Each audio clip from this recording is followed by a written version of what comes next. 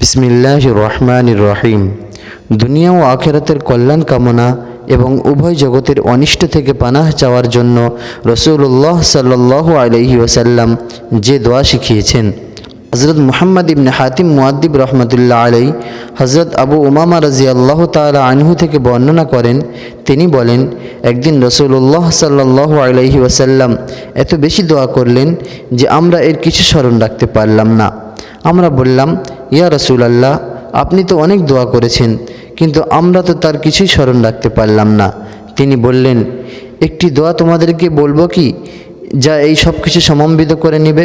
তোমরা বলবে, আল্লাহুম্মা ইন্না নাসআলুকা মিন খায়রি মা সাআলাকা মিনহু নাবিয়্যুকা মুহাম্মদ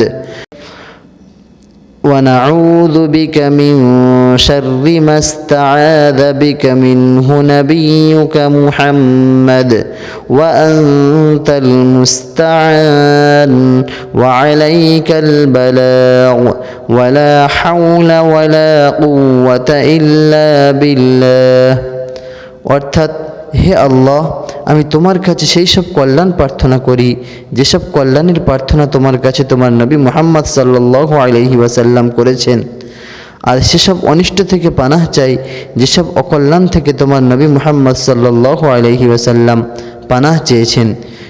তিনি যার কাছে সাহায্য পাওয়া যায়, তোমারই উপর নির্ভর যথেষ্ট। কোনো ক্ষমতা নেই, কোনো শক্তি নেই আল্লাহ ছাড়া। তিরমিজি শরীফ, হাদিস নম্বর 3521।